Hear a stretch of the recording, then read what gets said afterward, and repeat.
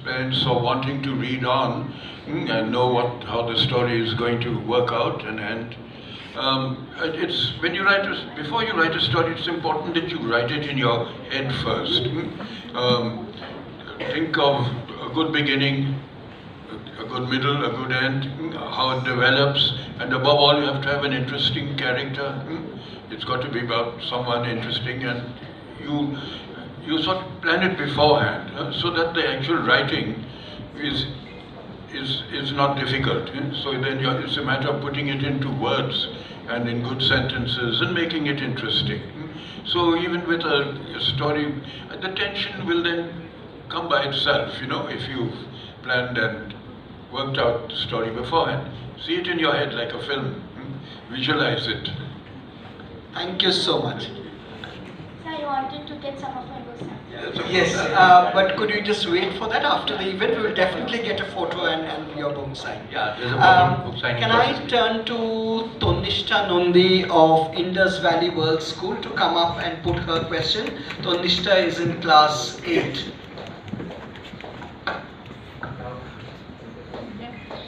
So I wanted to ask you that everybody has a turning point in their lives when they decide, when they are encouraged to become a writer, and after loving books for a long time. When was that time for you? That time when I think I finished school and I came home and I decided I was going to be a writer, but many years were to pass before I could make a living from writing itself. So, and one had to do other things too.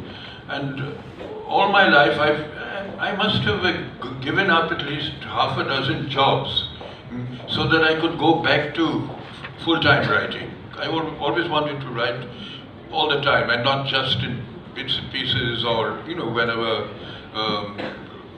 I had a holiday.